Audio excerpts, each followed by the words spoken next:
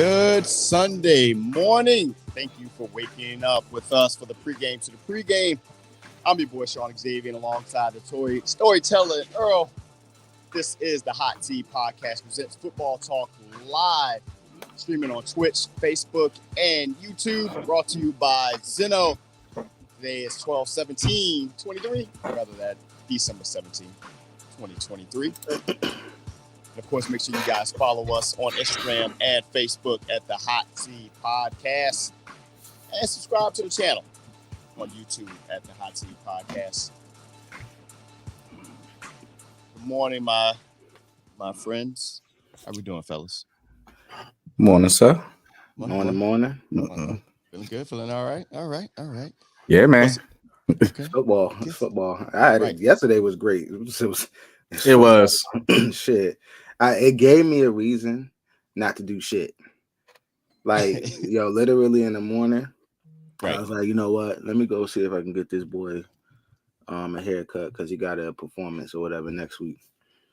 And this is the age of you can't just walk in no more. You gotta make appointments and shit. Oh, nah. So my barber wasn't hitting me back. So I was like, man, let me just roll up here. Of course, that shit backfired. Rolled up there. He wasn't there. Hits me back 2 hours later, talking my ear. I'm like, all right, you know what? But there's a barbershop around the corner from me. I ain't gonna hold you. Like, he's gone there before, but it was a different person. Man, he went there this time, bro. Spanish brothers. Shout out to my Spanish brothers. I was like, oh shit, damn. I don't know if I want him to cut because I'm like, I don't know if he could cut, his hair, whatever. But I was like, fuck it. Actually, he did all right. He did a good job. So now what I'm gonna do, scariest feeling ever. Yo, so Right. he won't be cutting my hair, but he could cut his hair. So because that's more convenient, you know what I'm saying? Because so then after that, I'm trying to hurry up and get back in the house because I go get his cut. Then I'm like, damn, I got to go get some gift wrapping paper. Meanwhile, the freaking game started because I planned to be home before 1 o'clock. Damn game started. I'm like, I didn't get back home until like the second half. Where I was pissed. Yeah, it was a lot. It was crazy. I knew you had college games popping off, and I forgot about the NFL side and everything else. Like, it was just so much. Like, this time of year, it's if you're not a football fan, you're going to be hard pressed to turn to a channel and it doesn't have some type of sport on it. All ESPN coverage, all the ancillary channels, NFL Network, it's just football everywhere. And then mixed between Ancillary. That.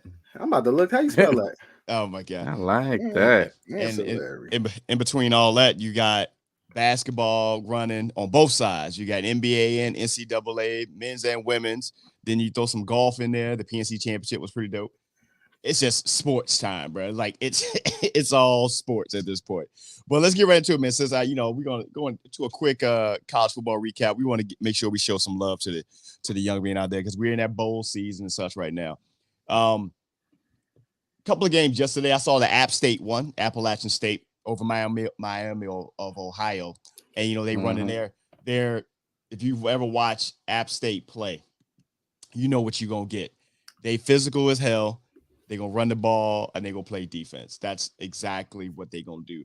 The score itself was 13-9 with the rushing side on there.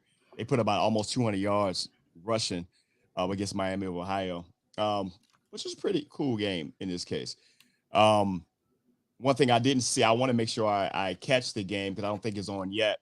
I think we talked about it either last show before.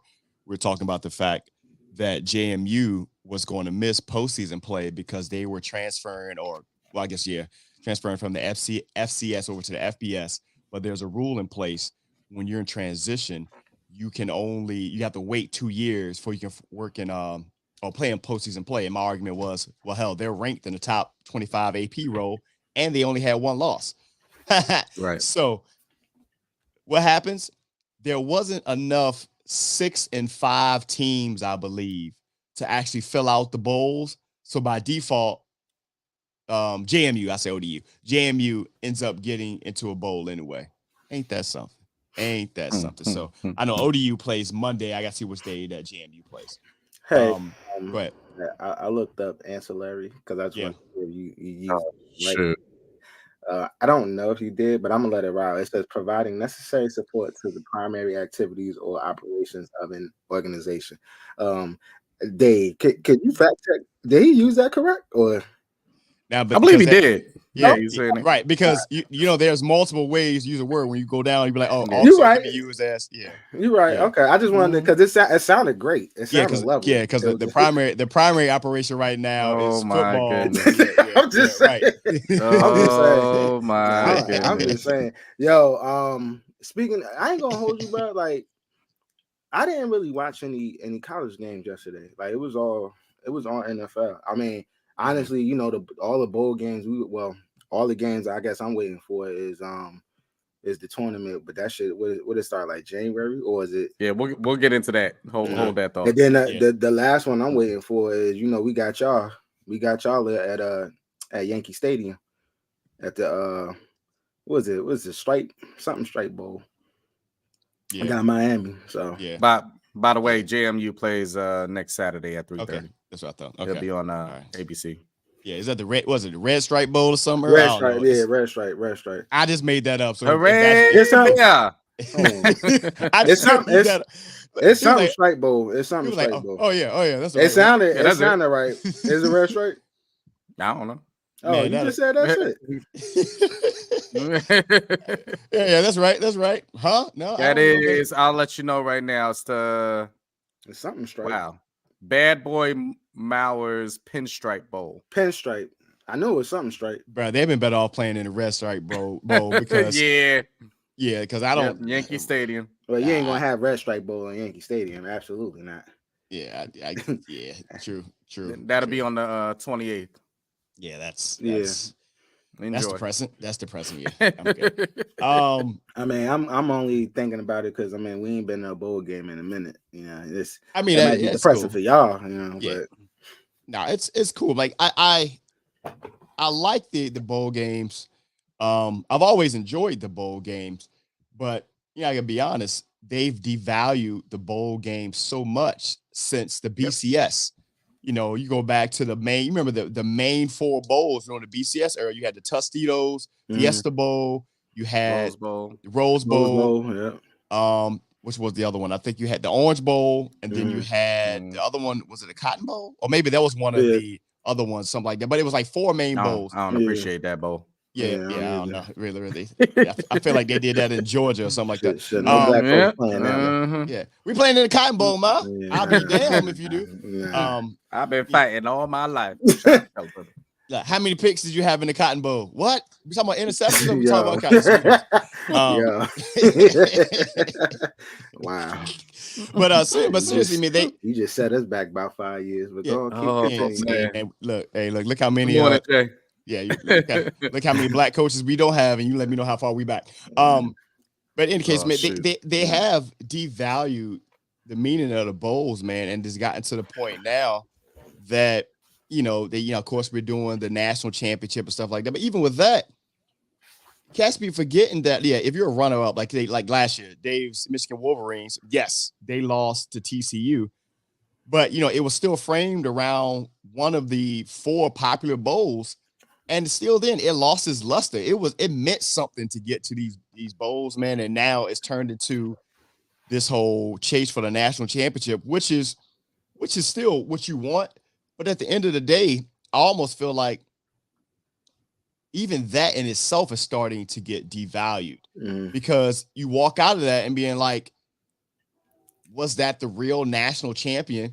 Because you feel like in some cases, the guys who deserve to be in that game or in this tournament or whatever didn't get to play. I mean, but after this year, that'll be out the window because it'll be 12 teams. Right. And then, we'll see how that's going to go. It's weird because, we still got teams like Liberty that I believe went undefeated this year. They perhaps would have gotten into that tournament if we did it this year. But knowing that committee, they might have voted them out for a team that was 8-5. Ain't no telling. There's still gonna be controversy when you leave it in the hands of opinionated people. Oh, absolutely, absolutely. So, did you guys pay attention to that FAMU Howard Bowl or Howard? I heard about it. I know what FAMU won, right? Yeah, it was 30-26. I saw the hit, or I guess the controversial, if you want to call it, personal foul that first they were looking at, they thought it was targeting when the player he fumbled the ball out. I thought that should have been a safety. But I'm confused. So the player from Howard, he went to catch the punt and he fumbled the punt. And I don't know if he didn't have control of it. Maybe that's why it wasn't a safety, but it looks like he had control. He fumbled it back and went into the end zone, and then he downed it. And then the Florida A&M player came in and took a shot at him, hit him in the back, and he fumbled it out. But, they called it just a personal foul. He didn't get ejected. I don't believe it wasn't targeting. But I thought that should have been safety, but maybe I don't know how that works. I'm confused how that goes. But it was, Florida A&M, they were 12-1 in their own right. Yeah. They were 12-0 playing and this is when it's weird. 12-1, they were playing in the Cricket Celebration Bowl, which if you guys know what cricket is, Cricket Wireless. So it's like one of them, it might well be Boo Boo Wireless at this point. 12-1 against a 6-6 team. Yo, quick question. Yeah. Am I tripping? Was FAMU in the MEAC? At one time, I thought they were. I think they was always SWAC. I think they always SWAC. I thought FAMU was in the MEAC. I'm pretty sure they were SWAC, and I think maybe they played against. They're in SWAC, I know, but I don't think they ever. Yeah, I know they. I mean, they got to be in the SWAC now because it was the MEAC versus SWAC. But I guess like I said, my question, unless I'm tripping. I think they were always SWAC just because of where they are in their region.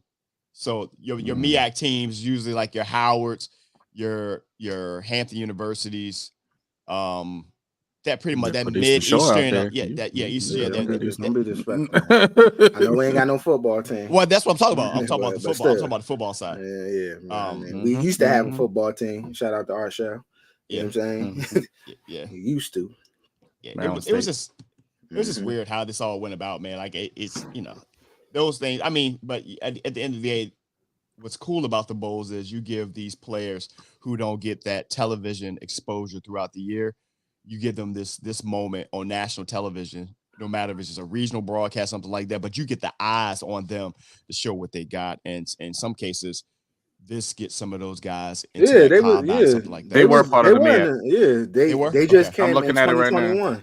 I got you. Okay. I'm about to say, because I remember when I was in school, you was in the MEAC.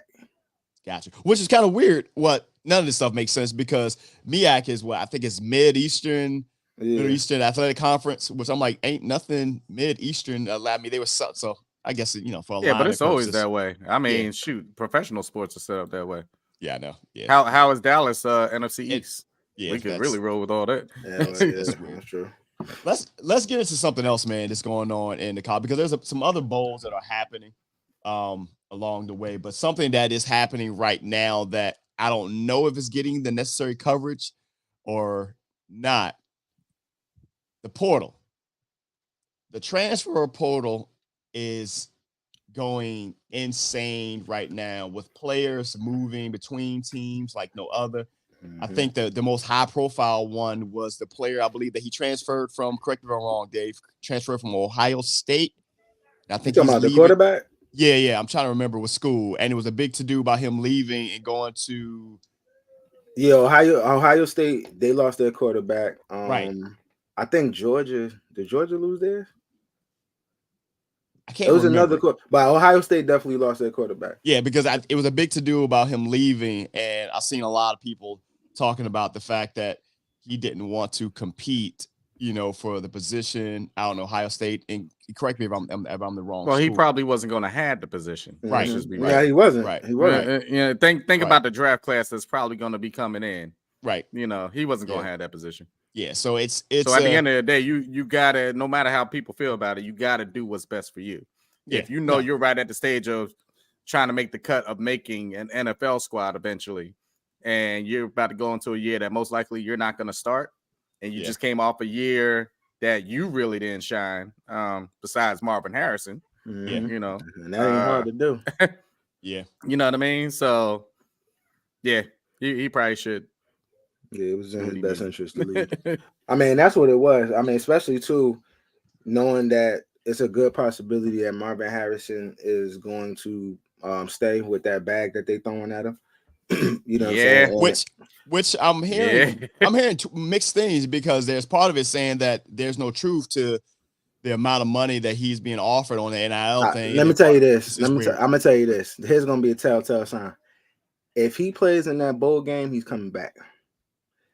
If he doesn't, he's out. Gotcha. Okay, so that'll validate. If it's anywhere near 20 plus mil, he's saying that is ridiculous. Yeah. And you got to think about, forget about, you know, what people are speculating about. This is from his words. Right. He said, going to Ohio State, I had a couple things I wanted to do, and I haven't done none of them yet. And one of those things was to beat Michigan. Right. And he hasn't done it. So that's in the back of his mind. So if you pay me to stay as if I was in the NFL and I got another shot at doing what I wanted to do.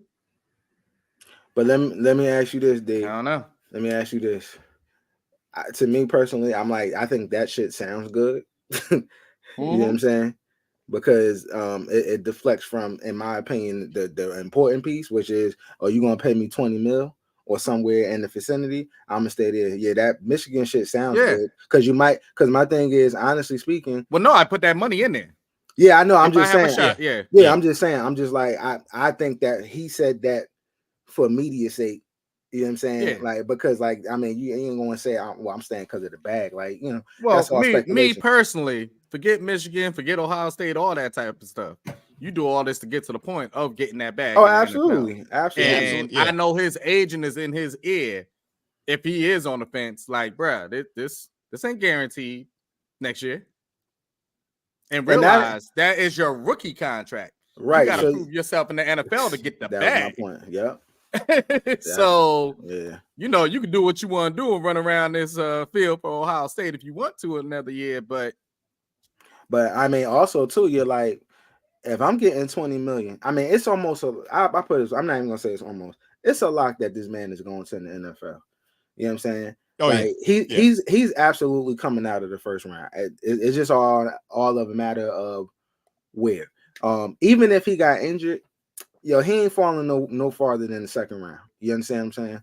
And that's just because they had to, like, just off of injury. And honestly, he still might get the first round because he's just too great of a talent. My thing is, I know that Michigan State thing is bullshit, especially now because, like, right now he don't have a quarterback. You know what I'm saying?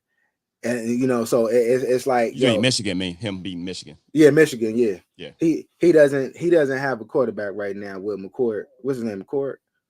Yeah, whatever the name is, McCord going to Ohio. I mean, leaving, you know, transferring and stuff like that. And it wasn't no knock on him, but it wasn't like he was like a grade A quarterback, in my opinion. You know what I'm saying? It wasn't hard to throw the ball up like to that 6'5" or 6'4" individual. Like, he's gonna go up and get it. You know what I mean? So it's like, at the end of the day, the only thing that, in my opinion, that would keep him there would be the bread. Now, also, too, his agent, or if he does have one, or whoever, you know, they lining up, probably like, yo, as it's looking at right now, I mean, shit, I'm going to the motherfucking Bears potentially. And if I don't go to the Bears, potentially I'm going to who got number 2? The Patriots still, or did that move? Right now, I think the Patriots are still at 2. So I say all that to say that, like, he also probably looking at that like, yeah, I'm good. Yeah, like, Patriots are 2. You know what I'm saying? Like, I'm good. Like, I don't want to fall, you know, to X, Y, and Z team and things in that nature. You know what I mean? So let me push back on that though, Earl, because we already know he's NFL ready. As far as from a skill standpoint.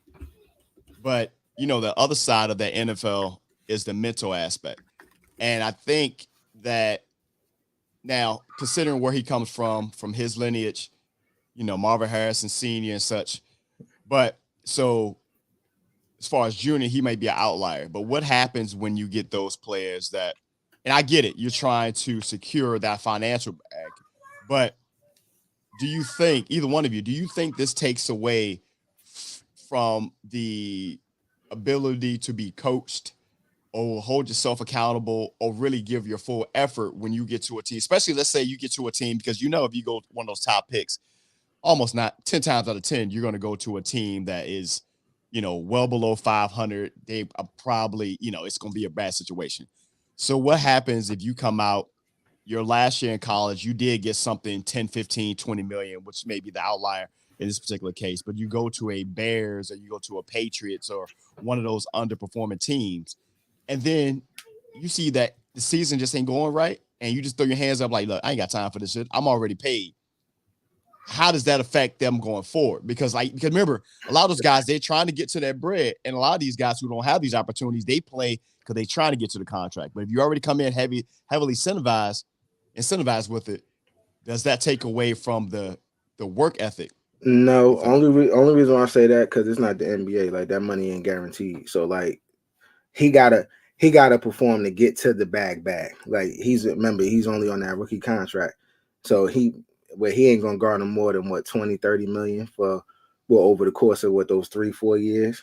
Gotcha. With 3 years or so. Plus, a lot of that is going to be the individual. Right. Exactly. You know what I mean? Like, you can stay in there all 4 years and still come out and be immature. Exactly. So, and don't know what to do with that money, because it's probably the first time that you're getting millions thrown at you all at once.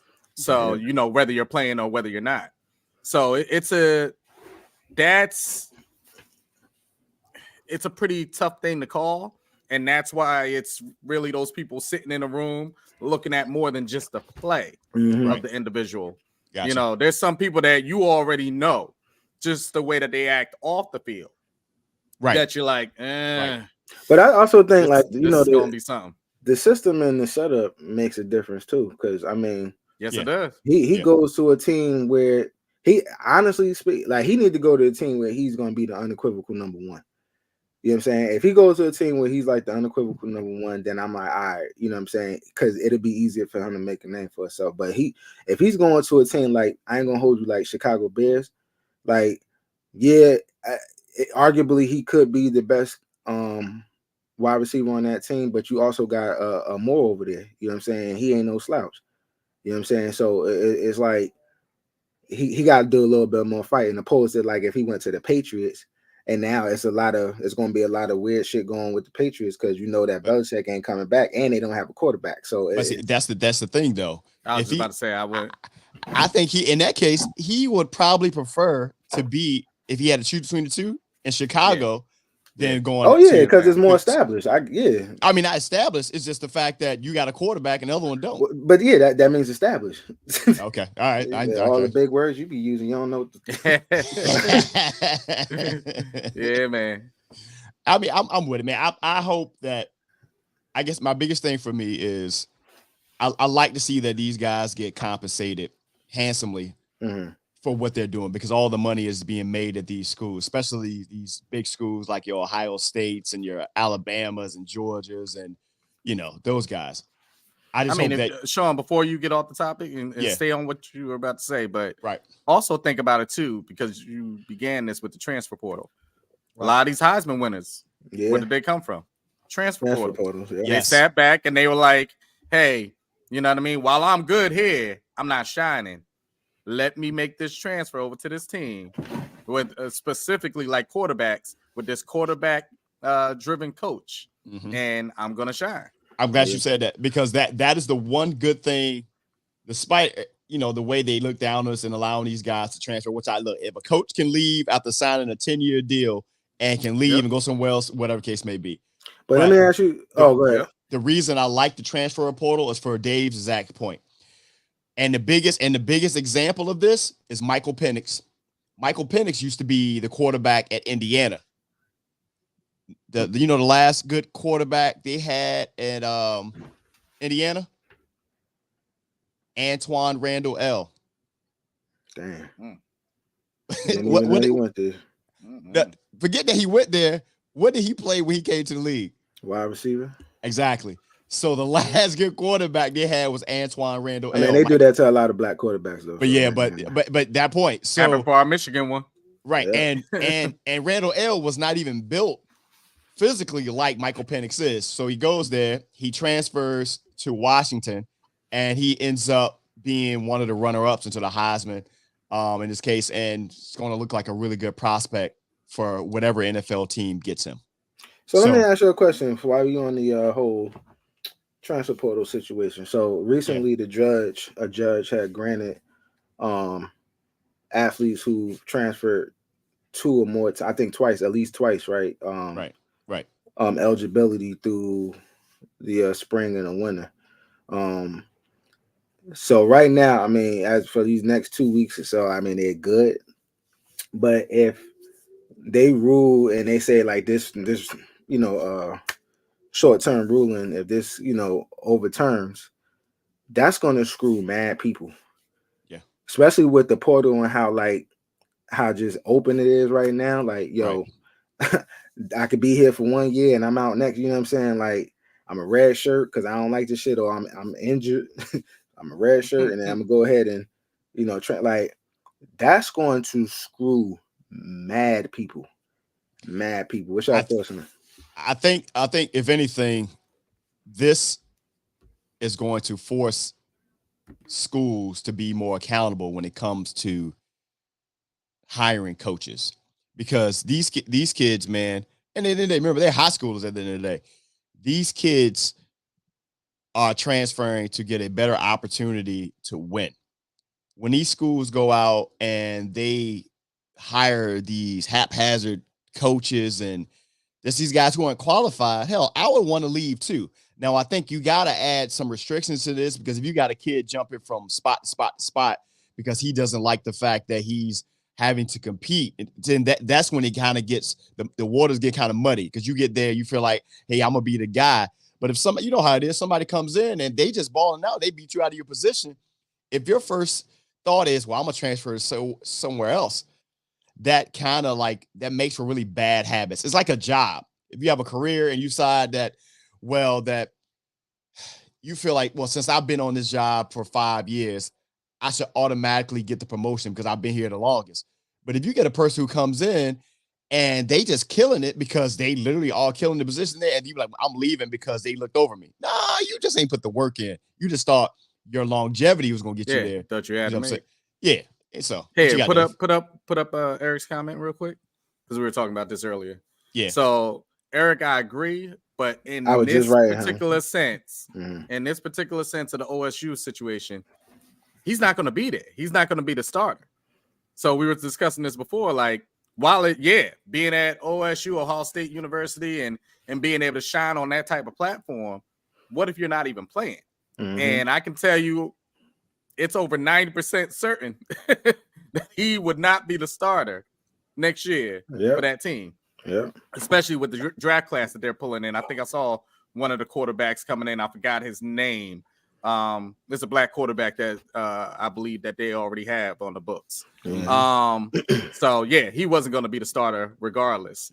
As far as like the transfer portal thing, I mean, my team is about to show you exactly how vital it is. Imagine if you're a parent sitting back with your kid, they're 5-star or 4-star recruit, thing like that, and you're looking to go to Michigan, and Harbaugh and everybody come in there and they're preaching the good stuff, and play for a national championship contender each and every year, blah blah blah, in the Big Ten, and then we win the national championship this year. You committed, but then Harbaugh leaves. You know what I mean? Like, hey, I would love to play for Michigan, but I don't even know who my coach is now. Yeah, so it's one of those, and if you're really to that status, most likely you can go anywhere anyway and still play for a big team. It's not like you're leaving Michigan and going to, I don't even want to put a school out there, but you get what I mean. Don't do that. Just on a lower level or something like that. So, that transfer portal, I think it was very good in that sense, because I'm not only committing to the school, I'm committing to who's there at that specific time. And if you leave, which I'm going to put it out there, I believe, especially if Michigan wins the national championship, Harbaugh's gone. Especially with the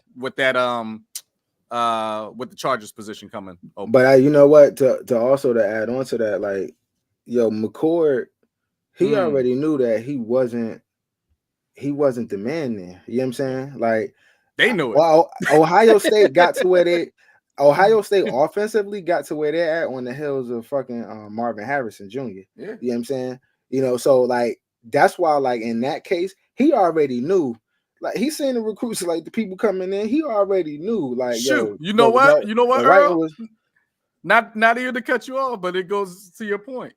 You don't even know if it was part of the conversation with Marvin Harrison Jr. True. I'll come back. Right. If you get that, if you get right. And you know what? That probably was a situation. So honestly, in his mind, he's actually making a smart decision because it's like, yo, he was already at a Power 5 school. Yo, it's mad schools that need a quarterback.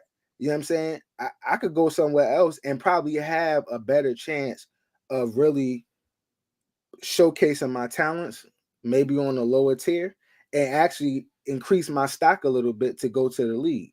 You understand what I'm saying? And then also too on the second part that which you was my bad, Shawn. On the second part that what Dave was talking about with reference to transfer. Yeah, to the transfer portal, like in terms of like how you can see. I mean, Colorado is about to show y'all how beneficial it is.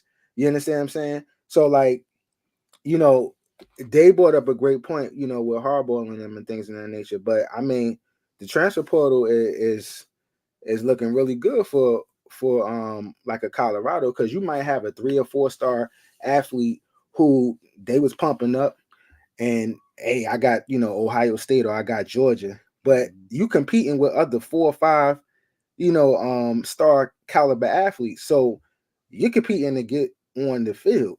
And that's why you're seeing like a lot of these athletes and things of that nature go to lower tier schools, because you're gonna go from being third string to potentially starting. And everybody's goal, especially when you 3 and up, I don't care what nobody say, is they thinking they could touch the league. No, absolutely. I got one for you. So Cam Ward, the quarterback for Washington State, he took visits with both Florida and Miami. His situation, this is really when the portal really makes sense.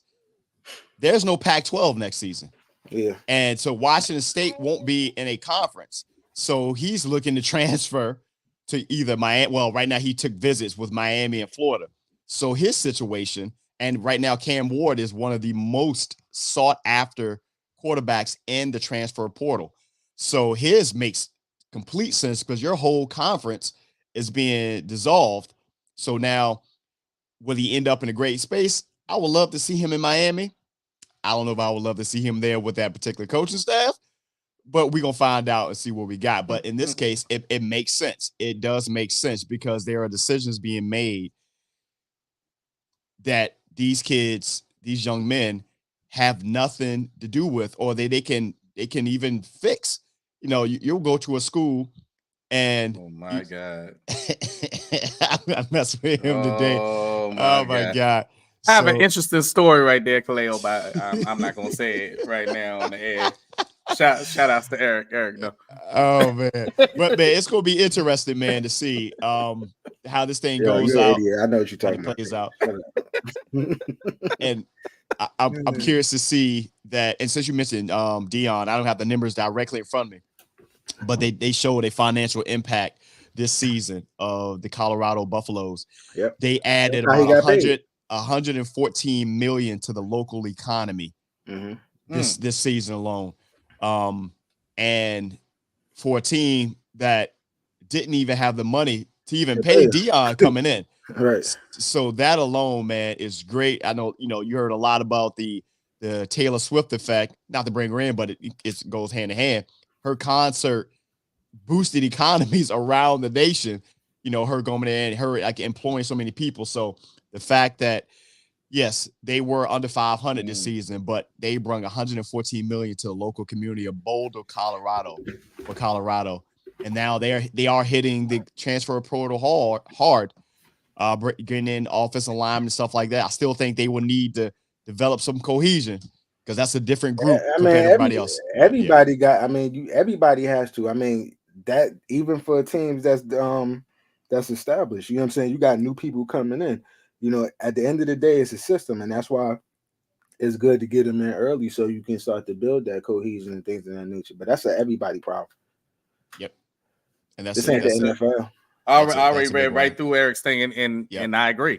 That's on the basketball side of things, but I definitely agree with what we in football he wrote right there. now. But there has to be competition, just competition wise. So if coaches and everything are able to do it, hey, more power to the players. Hey, listen. Kaleo and Gary, we have to meet them. Both of them out of pocket this morning. Oh my God, man. Yo, this is the Hot Seat Podcast, presents Football Talk. Streaming live on Twitch, Facebook, and YouTube, presented by Xzno. Make sure you guys go to XznoClothing.com. They got the fresh new winter beanies out, $28, free shipping. They out. Get them while they're there, because they are literally going fast. It's pretty dope. Let's jump into some NFL side of this, man. We had a Thursday night game, which was absolutely a laugher, and it resulted in something that was probably a year too late. But hey, it happened. The Raiders beat the brakes off the Chargers.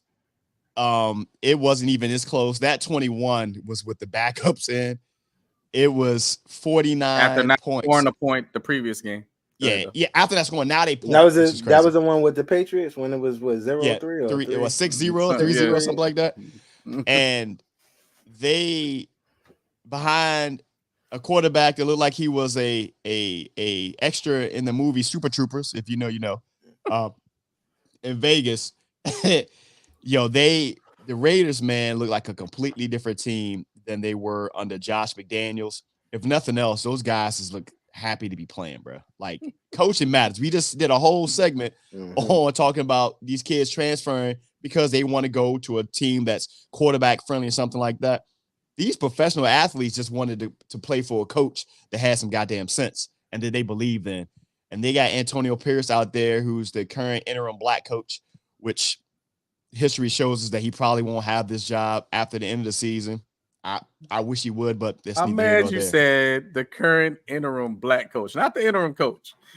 Now that's a correct statement. It's a correct statement because we know what this is. Interim head coach jobs are usually a black position. So that's a fact, bro. It is, man. And but they went out there and they beat the brakes off a team on paper that is better than the Raiders.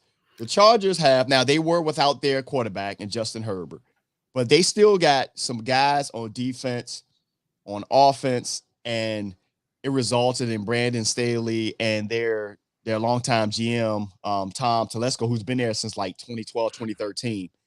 Both of them got fired, which is kind of crazy because the GM was there prior to Brandon Staley. I think Telesco just ended up taking heat by default because he hired Brandon Staley. Let me go ahead and correct that spelling too while I'm looking at it. But what would you guys take from the game, man? I was watching and I was like, yikes, this is not good, bro. I'm mad. I'm kind of mad they didn't run it up. Like, I wanted them to break the record, which then they had about a good 9 minutes or so. Maybe a little less than that they had. But they should have ran it up. I think with 73 or something like that was the record. I'm kind of mad, especially too with my man. Damn, what is his name? The quarterback. I'm sorry, the coach. He used to beef with the Giants. Oh, you talking about Antonio Pierce? Antonio Pierce. I don't know why I couldn't think of his name. Like, he's on the interview right now. Like, he's auditioning. So for another team though. It don't matter. Like, he can't show no mercy, right? Like, so, and he black. So he got two. Real quick, it has to be for the other team just to answer Gary's question and tie it also into Eric's statement. Remember the last interim coach for the Raiders? Yeah. He brought them to the playoffs. Yes. They were winning. They were running. And then what happened the very next season? It is Mark Davis has shown he likes names. You got John Gruden. You know that there's a rumor out there that they were still talking about Gruden stuff? Yeah. Coming back to the league. As far as him coming back? Yeah. That's how crazy it. They still owe him all that money too, though. Yeah. But this is the part. This is why I pointed out the fact that he was the interim black head coach. Because with all of these openings right now, and we all know what it is, that bullshit ass Rooney Rule, all these potential openings coming up, and I know it's a media-driven thing, and we're going to get to that in another conversation. But you would think if they were really about it, they will. I mean, NFL can't do something because they can't control the networks per se. But as soon as a coach is fired, they are naming another coach who could be moving to that job. So that already lets you know that that whole process is a sham. Brandon Staley's out. Who could be his next coach? You know, goddamn Bill Belichick. So y'all just not gonna interview for the job or nah? Bro, you already knew the Rooney Rule was a joke. Yeah, but that's just the Giants proved that the Rooney Rule was a joke. Hey, we had a black person in it. We spoke to somebody. But it's so crazy because they'll make this whole big to do about when it comes time for these coaches. But like, yo, leading up to this, y'all were boosting up these coaches. Do y'all forget that they're supposed to be an interview? So that lets you know that whole situation. But to get back to the point at hand, Antonio Pierce has completely turned this team around and had these guys playing. And we all know at the end of the day, some of these owners, probably most of them, don't really give a shit about the overall winning of the team. Some of them do. Some of them, most of them don't. And you can tell Mark Davis don't. The fact that you're even considering somebody else when you see how much different this team is that could potentially still make the playoffs. They can still make the playoffs, and they're like one of those sneakily good teams that, depending on the matchup, they might win a game. The same person that said ancillary says sneakily. I said sneakily. You know. Well, let me ask you this: if Davis does offer Pierce that position, right? Do you think he can have the same impact that the coach over at Texas is having? The Texans? I think so. For nothing, you know what I think is going to be the biggest difference? Because DeMarco Ryans, right? DeMeco Ryans. Antonio Pierce, if I'm correct, is from LA, I believe. Compton, where he's from out there. He's from Compton. And the biggest issue for the Raiders right now is getting a fan base in. I know they have a lot of tourists and stuff to go out to the game, but getting their fan base in. If he can draw them from either, that short flight or whatever out there, by all means, that alone, because he speaks to that crowd. Because, look over the last, 10 years, I think, the Raiders went from Oakland to LA, I think to back to Oakland, now in Vegas. At this point now, you have a guy who's from the town, per se, and he bleeds Raiders through and through. He's from he from out, yeah. So he's the town. Yeah. From the town. So I think it behooves them to actually stay on this path. Now, he still has to put his own staff together because, mind you, he's there with a staff that's kind of like a holdover, so he doesn't have his guys in there. So, and then also the question is going to be is, what do you do at quarterback? Because Jimmy G they're not going to play him another down. If it's Antonio Pierce is there, then he's not going to play he's not going to play Jimmy G. But do you stay with the rookie right now? Do they develop him? Do they get the right person in for him? It just depends. I think they've been having some success with him. I think they still got to figure. We're gonna get to that, Gary. We definitely gonna get to that. I think they still got to think about another option because you also want to make sure that he's getting better, so he needs competition. Right. But it ain't. I don't think Conley. Was it Conley? Conley. Yeah, I think that's his name. Yeah. I don't think he's a bad QB, especially now. He's getting reps. It seems like their number one receiver, likes him and things of that nature, and they're starting to get comfortable with each other. So it's like, if it's working, why not keep it going? Trade Jimmy G and get something else in there because Jimmy G, that's a waste of money. He's been a waste of money. I don't know what he has on coaches and owners, but I swear he gets that. His agent needs to also be which is his brother, I believe, needs to also be in the Hall of Fame. True. Between him and Kirk Cousins, man, they be fleecing out there. Kirk Cousins' agent is first ballot. Absolutely. Let's talk about the Brandon Staley side. Brandon Staley came out there. I think we talked about this at the beginning of this season because we were talking about coaches on the hot seat. And I think we talked about him last season too. And is he not one of like the worst coaches that we've seen over the last 4 years? Easily. Dave? Not even a question. Yeah. Not even a question. Because I mean, are the Chargers not one of the most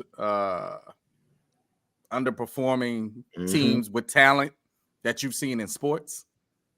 Not just football, in sports, bro. Right. Because, you know, we're all like fantasy players and we bet and stuff like that. You can go to the Chargers team and you're like, oh, they got so-and-so. Oh, they got year after year. They got this person. They got that person. How are they always losing? To everybody. Yes. Not just big games, to everybody. Everybody. So, yeah, there's a problem over there, man. There is a problem. I mean, and that's a situation normally when there's a vacant spot, you're walking into a team like, oh, I got to flip the script. You don't even got to flip the script. That's a coach's dream over there. You already got your quarterback. You know, you got a threat back there through Eckler. You know, you got people on defense. You got receivers, Keenan Allen and what's his name, Mike Williams. You know, like, what is going on? What is the miscommunication? And Staley was a defensive coach, and look at this score. Yep. And all for that, and for all that, they should have just kept Anthony Lynn. To be perfectly honest, she was stuck. Who was another black coach. So they brought in Brandon Staley, who's a defensive-minded coach. And this is the part why Tom Telesco got fired. Because they made that change from Anthony Lynn that may have been spurned by the Spanos family, who they themselves do not have a good track record at all in San Diego. But once again, now they're LA now. They find themselves in a space where they're going to be over the cap, somewhat like 43 million over the cap. They have a aging roster. So a lot of those guys is not going to be back. So next year they probably going to suck. Like it's going to be bad. And this, what does this remind you of? Tell me it's not a perfect scenario for Harbaugh to walk into. Well, it is if they get the right GM, because this is what you're looking at again.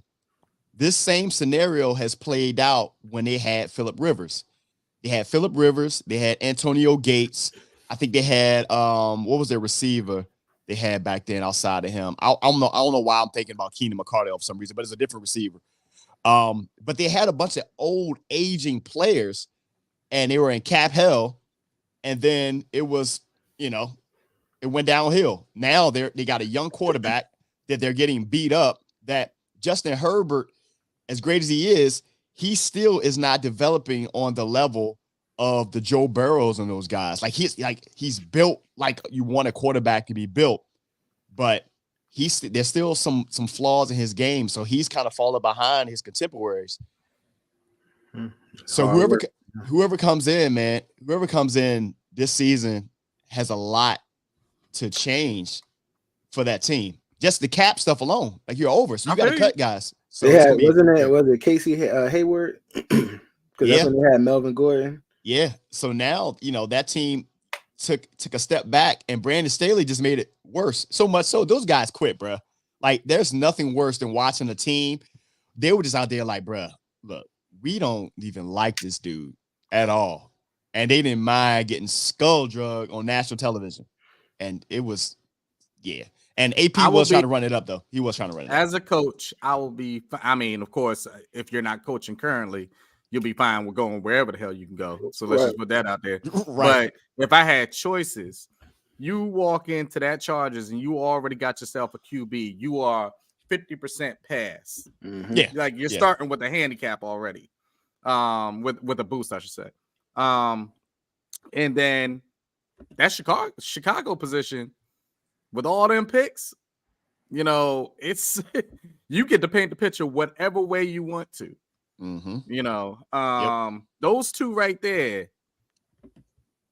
those are prime positions to me. And that's why I said the thing earlier about the Harbaugh thing, because see, with the Belichick thing, I think it's going to take a specific scenario of where he goes and still being successful, because that the years of that old mindset and that old coaching way is leaving quickly. It's probably already left. Yep. Okay. It's gone.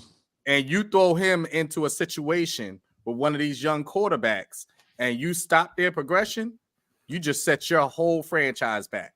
Even though it sounds great to have Belichick there and have him break that that record potentially, you can't just throw him anywhere. So throwing him like in that Chargers situation, like I said, that you know is going to be focused around Herbert, I just wouldn't do it. I think Belichick needs like anywhere from 13 to 15, I think it's like 15 wins to at least tie the record or something like that with Shula. So, you know, the Patriots were thinking like that. Shoot, if he stays here, it's going to take us damn near 3, maybe 4 more years for him to get to this record. We're crazy done. thing, he going to break the record again. Well, it'd be crazy if he breaks the record against the Patriots. In New England. So in New England. I can see that. Watch him particularly try to pick somewhere that he knows. He gonna do the math. He gonna do the math. Yeah, it's gonna be AFC East team. Yep. So that's what people got to think about when you get thrown coaching wise into these positions as an organization, especially with a young quarterback. So since we were talking about them, let's talk about some coaches, man, that are potentially going to be on the move, or should they be on the move? So we're talking about Bill Belichick. It seems like the Belichick era in New England is coming to an end. Brandon Staley is already out. You got the situation down in Atlanta with Arthur Smith that they may move on from him as well. And then what about y'all coach, Ron Rivera? Oh, he's already gone. That's a he's gone. That joint is on the news. Yeah, it's for real? Yeah, it's a foregone conclusion. Yeah, dude, he has a show that he does every Sunday morning with whoever y'all old tight end was. I forgot who it was, but he runs a show.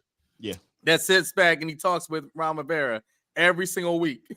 The beginning of the show this morning was talking about, hey, well, you know, since Ron Rivera is going to be out for next year and everything, it's already it's already out there. So he ain't come on the show.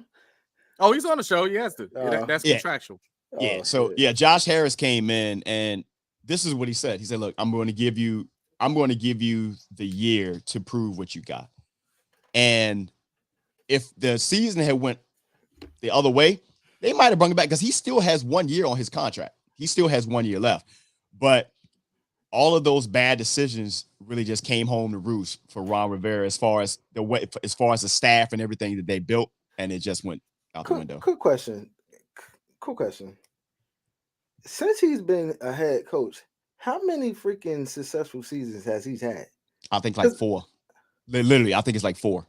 And how many? Are you talking about for the Commanders or period? No, just period. It's like 4. All right. So then, how many of those were with the Commanders?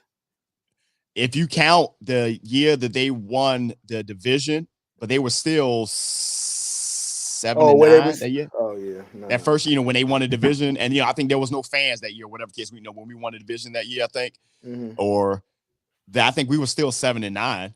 But prior to that, he was in Carolina. I think he had the 15-1 season. He only had one, not a winning season, but he only had one 500 record, 8-8. Yeah. Oh no, he was 8-8-1 in 2022 with y'all. Yeah. So that was it. That was it.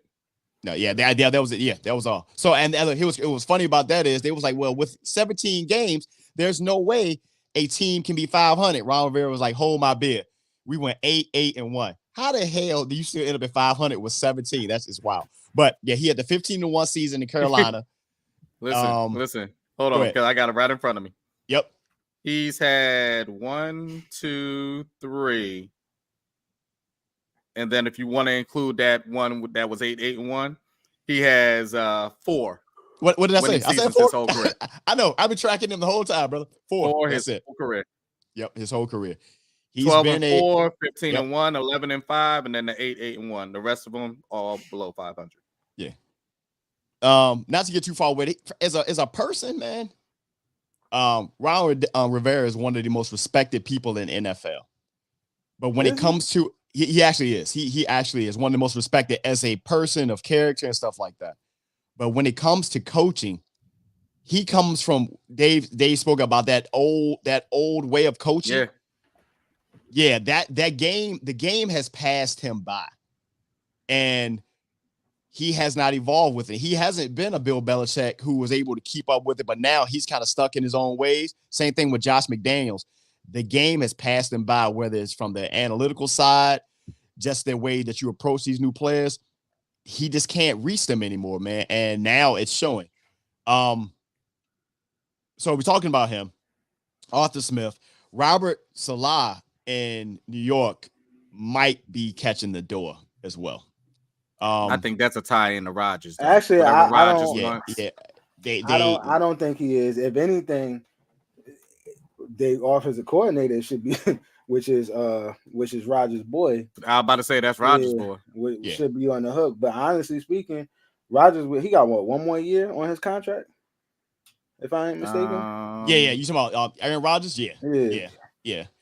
And regardless, I ain't gonna hold you. Like his power and steam is slowly coming to an end too. Because ain't nobody about to reinvest in an old ass quarterback who we got one snap out of. Yeah, you know what I'm saying? No, I got you there. It's just if there was an organization that it would be the Jets. But I will say this. Saying that Belichick is about to be up out of there, and seeing is that I know he want to have some get back. I honestly don't see it don't look crazy for Belichick to come back to the Jets. Yeah. Let's tackle the real quick. And I know, and we got to be completely fair and unbiased by this. It's not gonna happen, but you never know. Bullshit. That you got to still look at defense is what it is. You still got to look at the situation in Pittsburgh, man, with Mike T, bro. Like, and sometimes I say that is because sometimes as a coach, the message itself may just get stale, and it doesn't hit the same way. And we're talking about, yes, this year possibly could be the first year that the Steelers have a losing season under Mike Tomlin in all his career. Now, we laud him for the fact that he's never had a losing season, including when he goes 500. But considering the history that is Pittsburgh and the tradition that is Pittsburgh, that may not be enough anymore. Again, I don't think it's going to happen, but this may be the first time going into next season that he may have a legitimate hot seat. But they still over 500. But you missed the part where I said this year they could literally end up being under 500. But what's crazy though, and this goes to show you how race works. The man ain't never had under 500 season, correct? Since he's been there, right? In one of the toughest divisions. And one of the toughest divisions. He's dealt with a quarterback change.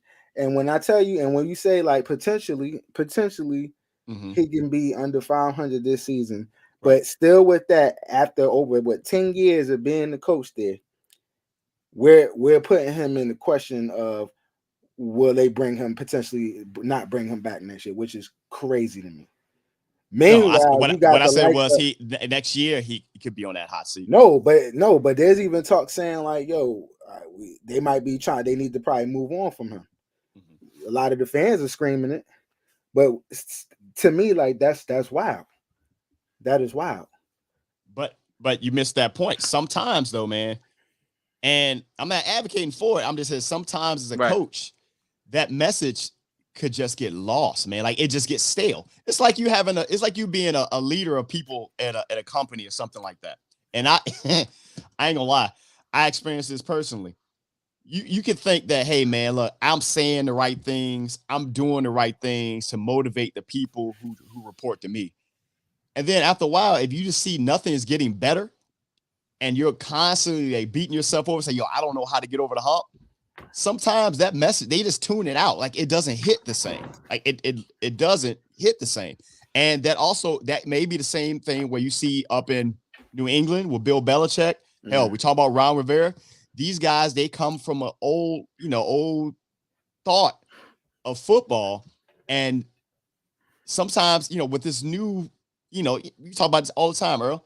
This new wave of players, with these, sometimes it doesn't. They don't connect the same. Like the defense, they do their thing, but you can tell there's a difference in Pittsburgh, and it's tough. And he's in the toughest division too. But I think to answer your question, I felt like the defense is older than the offense is. Offense got a bunch of young cats, and these are kids. Right. Is that we living in the times where shit is emotional. If you're not in tune and you don't know how to and I'm not talking about but if you can't be in tune until how these kids think, because even though these are grown men, they still kids. If you can and I'm talking about with these young men, like these 20-something year olds. Right. If you can't be in tune with how they think now, you're gonna be lost in the sauce. We saw with Juju. We saw with Juju. Hold on, though. But let's ask this, because we're looking at it only one-sided. What if it's not about the fact of if he deserves to still be there and not be on the hot seat? What if the best thing for Tomlin is to leave? Yeah. Especially with the options that are out there. And what capacity, though? What if he left and went to a Chicago with all that draft capital going on? And you could you could write your own script. He can come to Washington. But he can definitely come to Washington. That is true too. But if you're him, my thing is, what are you chasing? Because honestly speaking, he got championship. Hey, look, I'm glad you said that. What is he chasing now? Again, the coach is the coach, but just like we talk about John Gruden and the chip that they won in Tampa Bay, they look at Mike Tomlin the same way. Because they look at, that was Bill Cowher's squad. See what I'm saying? It's and that's not fair to him, but at the same time, that's kind of how it's looked. So let me explain something to you. Just like in basketball, with Steve Kerr, right? They say, okay, that's Mark Jackson team. Right. But he got how many chips? 3 something. Yeah, I'm with you. And at the end of the day, if it ended right now, Kerr's going into the Hall of Fame for coaching. He's going to hit the Hall of Fame for coaching before he's not hitting it for being a player. If it ended right now for Mike Tomlin, he's going to the Hall of Fame. I can believe it. Okay, so that's why I'm asking you the question in terms of what is he him going to another team, him leaving? What would be the benefit of that? What is he gaining from that? I never saw him for TV though, E. Yeah. I could see him just leaving and stepping away, but I didn't. Yeah. I feel like he'll be one of those analysts that'll be a little bit too real on TV. If you ever listen to his, he might say some shit. They be like, "Nah, we can't bring you back." I would see him more as somebody that works, in that front office type thing. What up? I don't know. This is their remaining schedule, and I would say it anyway. Bengals, Seahawks, Ravens. Bro, they got to get at least 2. See, they can get the Seahawks. Ravens might sit, depending. Ravens might pull back a little bit because of their situation. It depends. The Bengals is a potential. There's a potential. Yeah, this is another thing. From Philly, he may get revitalized, and that's the point right there. Andy Reid left Philly because Philly just couldn't get over that hump. That's different because he didn't win nothing. He hasn't won anything yet. You understand what I'm saying? Mike Tomlin already won something. So it's I could see a Mike Tomlin, he just had the record of being over 500 all the seasons he's been there, but he never won the championship. Then I'm like, you know what? Let me get over the hump.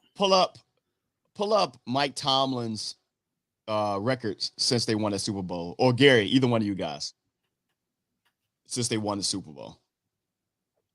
I think they had a couple of 10-win seasons, if I'm correct. I could be wrong. Actually, I know they had at least one because that's the one they were undefeated for a minute and they lost against Washington. So I want to say that was 2020. He's under 500 in the postseason. Yeah. So what you talking about? So since their Super Bowl winning season, so what was his how many double digit seasons did they have? I know they at least had one. What year did they win the Super One, Bowl? 2, 3, 4, 5, 6, 7. 7 double digit wins, right? Yep. And then how many 500 wins? Damn, has he been coaching that goddamn long? Shit. Yeah, bro. 17 years. Yeah, that's a minute. Okay. That's what I'm saying. He's in there, bro. So his last double digit winning season was what, 2020? Was 2020, yep. 2020. That was a COVID year, roughly something like that. They were 12-4. 12-4. They lost that game against Washington and made them undefeated. That was the year. I think that was the last year of Ben, right? Ben Roethlisberger was that last year. And then I think they were one and done in the playoffs. I want to say. Earl, you were looking it up? Yeah, I'm looking it up. Now, I mean, I guess after 2020. Yeah. In 2021, they lost, yeah. The first one. Yeah. It's going to Gary's comment. And they haven't, just to let you know, they haven't had a playoff win since 2016. Right. So they're talking about 7 years. And to Gary's point and to what you're saying, Earl, at the same time, yes, I know Andy Reid had not won anything. They were to many, many NFC championship games, and they got to a Super Bowl. But to a certain point, either Philly pushed Andy Reid out, or Andy decided, hey, I'm just going to go somewhere else where I can kind of revitalize my coaching career. That could be Mike Tomlin. If it's gotten to the point that it's just weighing on him, he may go somewhere and say, I get a fresh start elsewhere. Yeah, but I also felt like too, he had a little bit more security with the Steelers. Now, granted, yeah, did his record want him to be fired and things of that nature? Absolutely not. But we in the with black folks, what have you done for me lately? Yeah, but black folks, you got to work as hard just to be equal. You know what I'm saying? So, I just felt like he may not get that same leniency. Yeah, if he goes somewhere else, especially to a project. If I was going somewhere, like you said, I do agree. If you're gonna go somewhere where it makes sense, where you got something to work with, like something like the Bears and things of that nature. But I'm not going to a project. Eric, be enemy. Thank you, statistician. Yeah, I appreciate you. I get what you're saying. Earl. I get what you're saying. He's going to. I tell you what though, if he does make that move, he will be. Forget everybody else, bro.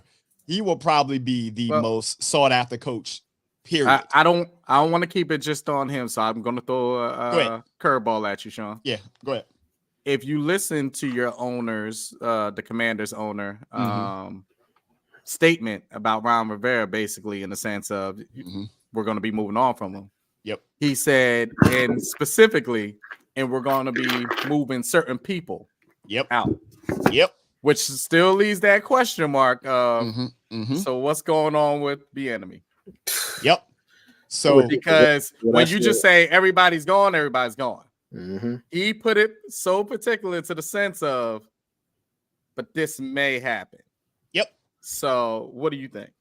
So I know for a fact that Ron Rivera and Marty Mayhew, who's his guys from Carolina, those guys would be gone. They would. That's the what you want to call him, GM, something like those guys would be gone. Some front office people, they're going to be gone.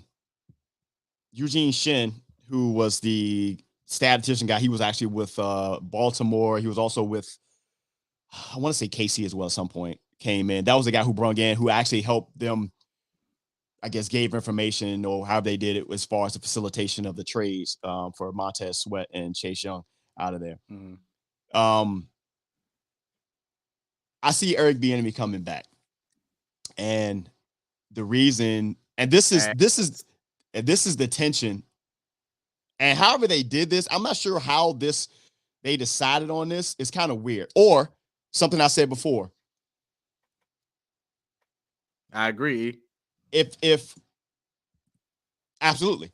And I almost feel like that Ron had some type of inclination that he was not going to be back.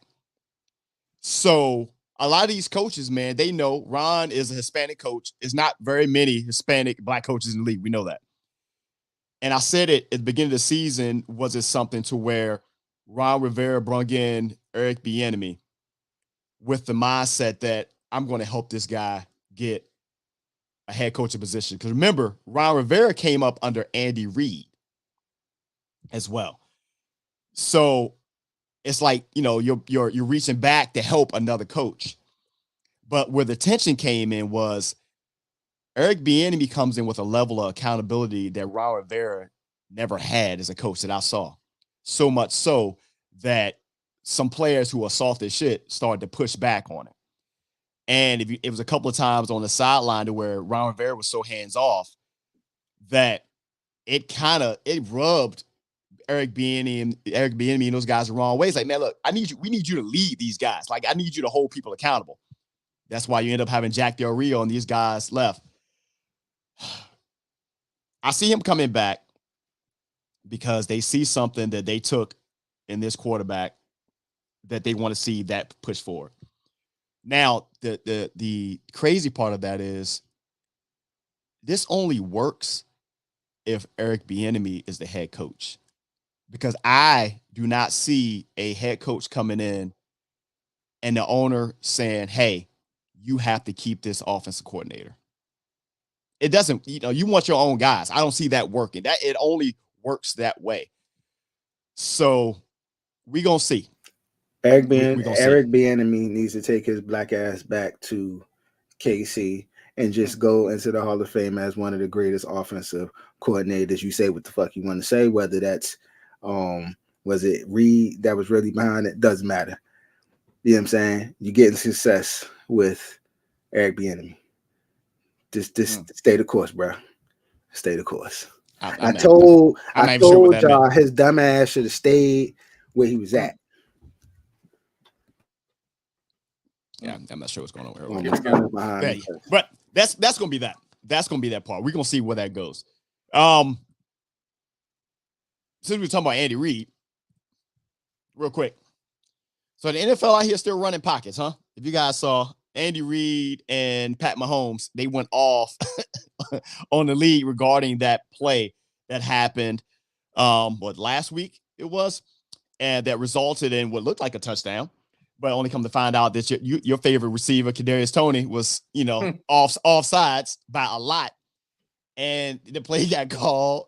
They lost the game to Buffalo. You've heard all the audio and stuff. You saw Pat Mahomes living on the sideline. They both went in, and the NFL have fined Andy Reid and Pat Mahomes a combined $150,000 for just bad comments towards the ref and stuff like that.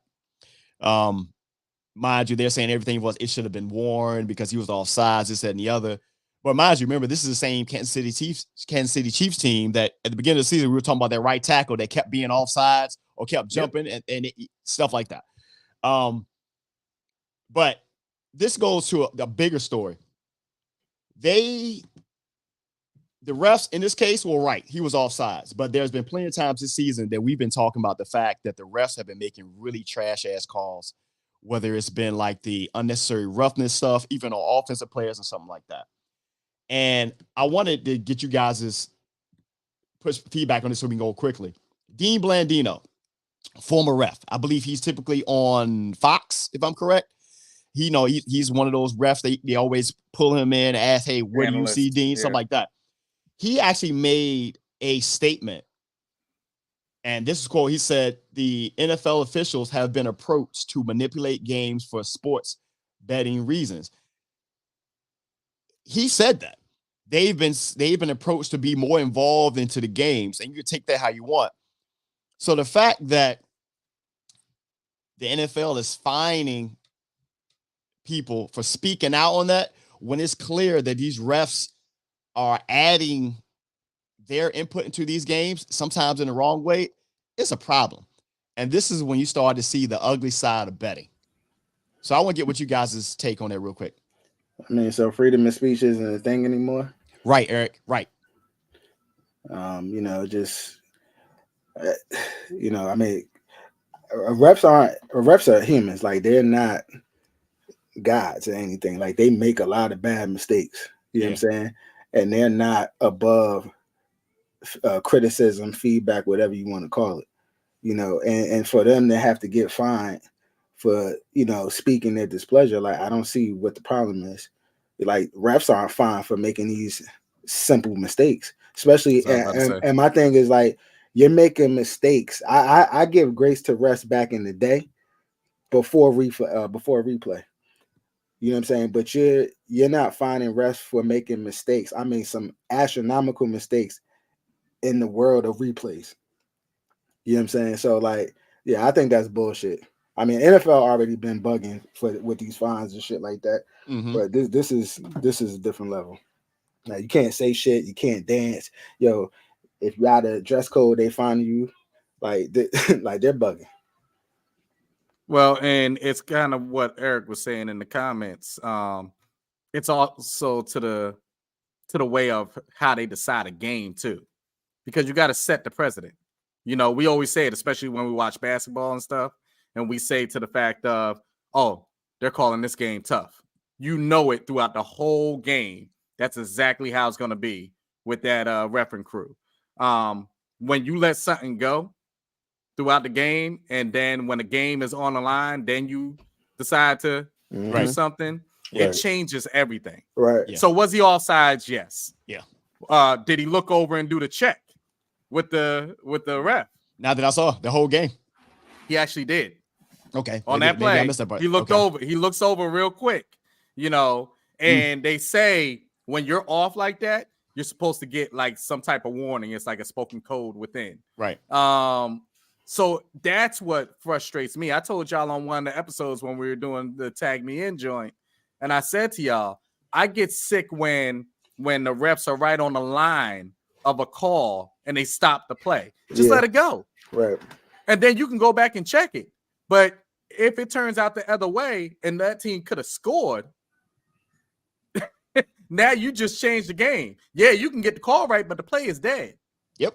You know, that's the whole point of replay. If you're not 100% certain, you just need to swallow that whistle and just let it ride. Can you put Eric's comment up? Because he's right in a sense. I do agree that fine is a method of control, and that does make sense. And I'll also say too, especially when you are the monopoly in football. You know what I'm saying? When you don't have another competitor, you know, you kind of see a little something with the NBA and what's the big three, just a little bit. And I'm gonna say this. What really might tip that over, and I don't mean to switch gears, but it's kind of aligned, is when Brown had came in and played a game.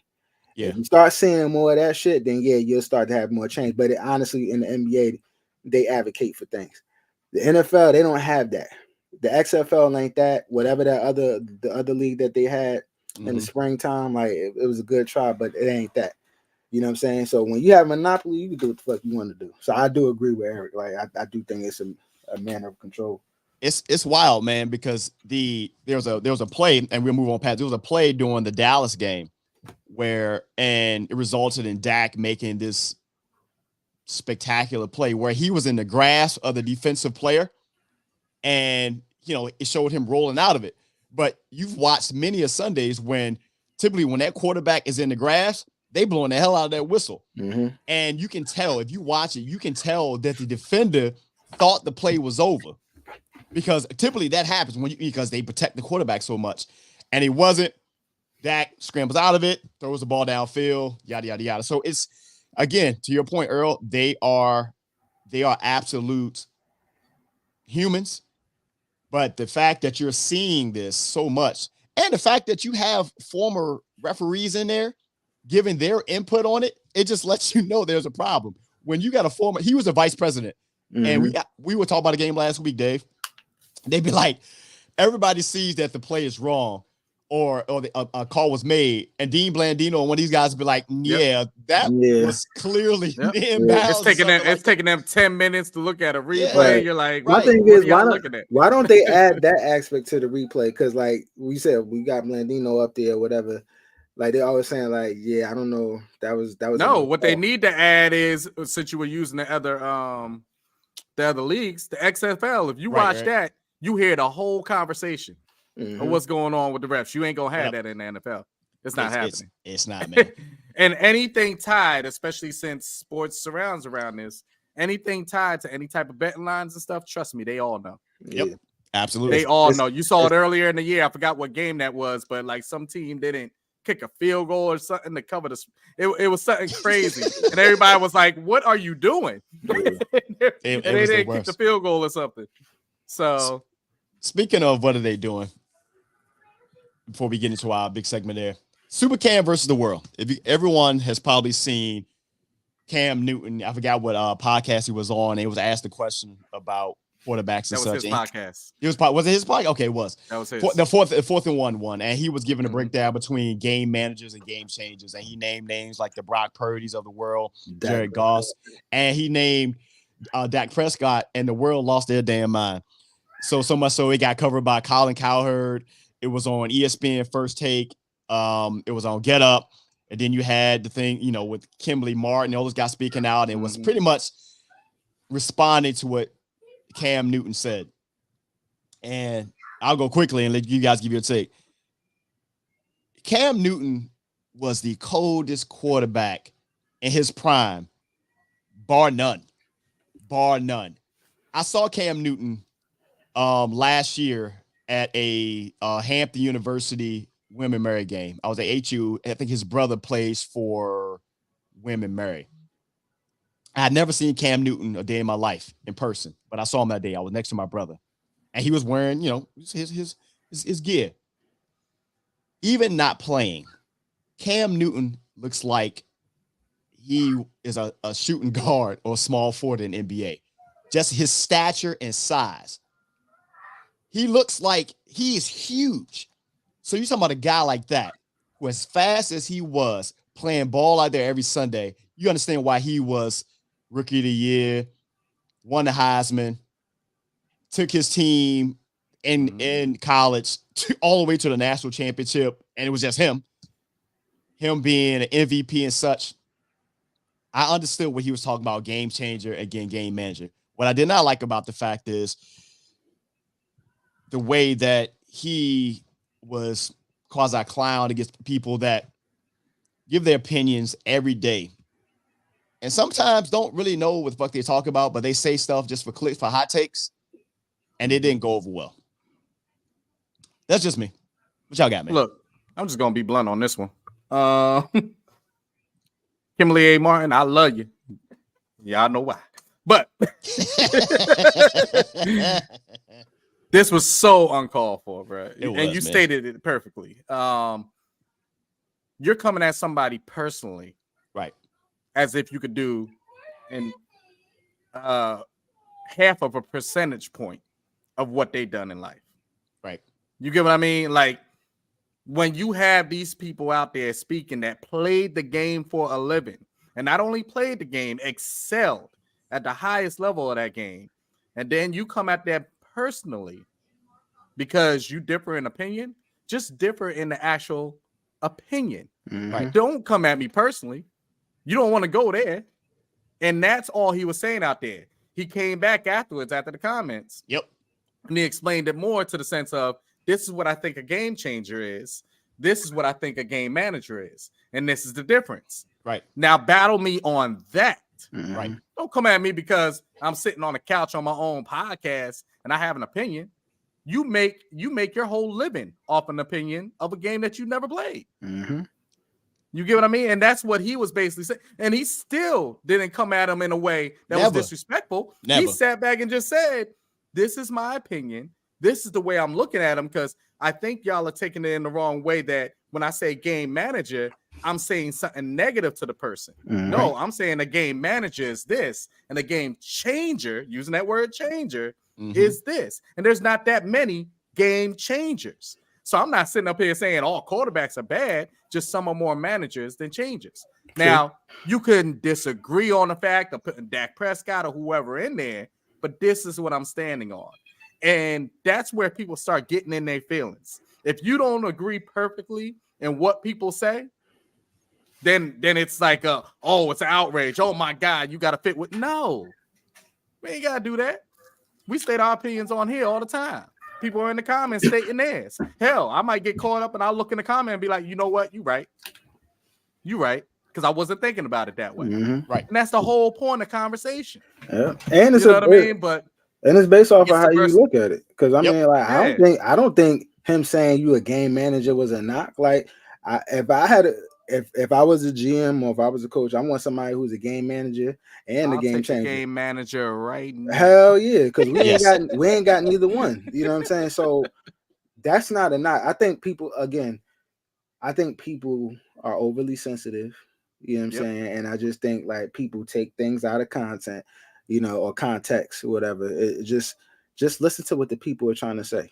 You know, he wasn't being disrespectful. He was just saying his opinion, which is he has the right to give his opinion. He was saying, I think these individuals are game changers, and I think these individuals are game managers. That's it. Yeah, I'm with it, man. I'm with it. We all know that adjective of being a game manager is come to be known as a bad thing. If they call you a game manager, they'd be like, he's not that good. There's a game manager keeps you in the league. Right. And some of the people that are game managers really weren't that good. Trent Dilfer was known as a game manager. Eric can vouch for this. Trent Dilfer wasn't that good, bro. He was the bad type of game manager. Don't turn the ball over. Yeah, exactly. Compared to a game manager like Kirk Cousins, one of the highest paid game managers, and he's going to go in the Hall of Fame with some of the best stats there is. He was a high-end game manager. So, to this point, man, Cam was in his right. All the extracurricular stuff. I like the fact that they say, and it showed you what I took from that. That is correct, D. Yep. He has he does. Yeah, he does. That is correct. Exactly. And it's the thing. If you see that, what was that special, Eric, for y'all? Oh, the Bullies of Baltimore, I think it was. Yeah. On that special. And he was up there. Yeah, he was up there like, look, I knew. Yeah. I knew my role. Yep. And for the record, he's still out here being ass and a poor game manager because we saw his sideline rant. He's a high school football coach, but that's neither here nor there. I'm just see, now you went personal. See, it is what it is, man. It is what it is. This is the Hot Seat Podcast presents Football Talk, brought to you by Xzno. Hey, man, look, we got our one segment in for Tag Me, and you guys got your Tag Me in? You ready? Shit, you took one of them, but go ahead. Okay, that's fair enough.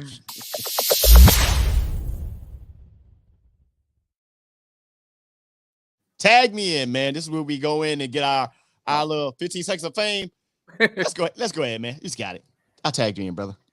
All right, tag me in, bro, because you already know one of them was going to be the Kimberly A. Martin part, so that was a tag me in. But let me use this time to go at the college football playoff and the time period here. Mm-hmm. What the hell is up with a month gap between the last game and then we get to the playoff period of college football? I mean, damn, this is crazy. It's just like some of these schools I was telling Earl before that you sit back and you technically graduate. You finished your courses, but the actual walking of the stage, the graduation ain't until a month and a half afterwards. Like, who the hell? Like, I'm trying to start my career. That's what it feels like with the college football playoff. Like, this thing ended pretty much, what would you say, end of November? Mm-hmm. Going into the very beginning of December, like end of November. And your first game in the college football playoff ain't till January 1st. Hopefully, with this 12-team playoff, this is the last time we have to have this discussion. But it never made sense to me how far out the playoff period is. What y'all think on that? Nah, I agree. I mean, I told you, we had a conversation about this. I was like, after that November stretch, when you get to December, you know what I'm saying? Because of that gap, it's like, now I'm drawing my attentions completely on NFL. And now you're getting to the point, because that's also an important time for the NFL, because now you got people that's a make or break time for if people gonna make the playoffs or not. This is typically a time where people are getting fired. You know what I'm saying? So it's a pivotal point. And then you're talking about then you got to come back in January to see a bowl game for the same people that's always in there. Yeah. Or I could divert my attention back to the NFL, like, you know what I'm saying, where I'm watching good playoff games and things in that nature leading up to the Super Bowl. So like I agree, like it doesn't make sense to have a gap like that. They should model it more so like the like they do in basketball. Look at what Eric just said. Read that off real quick. The kid that just won the HBCU championship MVP yesterday graduated from school last week before the game, and he couldn't walk across the stage because they were on location getting ready. But that's crazy. Horrible. That's horrible. This is what I'm talking about. Like, come on, man. That's horrible. Life has already started. Right. You know, hopefully we don't have to run into the situation, like I said, with the 12-team playoff. Right. If they have that, wait till January 1st. You didn't see that. So that doesn't start until like end of December. I was looking at the dates. Like the first round doesn't start till it starts around this time. So wait a minute. So then let me ask you. So you're looking at you gotta take half the team. So you start off with 12, then you're down to wait a minute. So how? Oh, wait a minute, no, but 2 of those teams I think have a bye or something. Yeah, but even then, the tournament doesn't start until like around this time. So wait a minute, you're running into the NFL playoffs. Yeah. Oh hell. Yeah, that's what I'm saying. Like who they need to rework that shit. Yeah, it don't start. That's crazy. Looking at it now, when I looked at it, I think the first game starts if we was doing this year, I think it will start this coming weekend or something. Okay. Yeah. It's and then you got this is around the time when you got NFL teams are playing on Saturdays now. You know what I'm saying? And this is a perfect example of even yesterday for me. I ain't watched not one college football game because I was satisfied with the games on for the NFL for Saturday. So tag me in for that. That's stupid. Go ahead. You got your tag me, Earl? You got your tag me. Boom. Yeah, you can tag me in. So a young Danny DeVito. First of all, I just want to shout him out. You know what I'm saying? Tommy DeVito? But go ahead. Tommy. I'm sorry. Wow. You see how traumatized I am? Because I'm trying to get that stench out of my mouth. Pause. But yeah, Tommy DeVito, man. Like, shout out to him or Tommy Cutlets. You know what I'm saying? Shout out to this man. Yo, I would say if I know the Giants are paying attention, you don't need money to win. And it also shows you that these people, these individuals are rallying behind this cat. You know what I'm saying? Does he have the same skill sets and the same talents as Daniel Jones? No, but he knows how to win. You know what I'm saying? So hopefully the Giants are paying attention.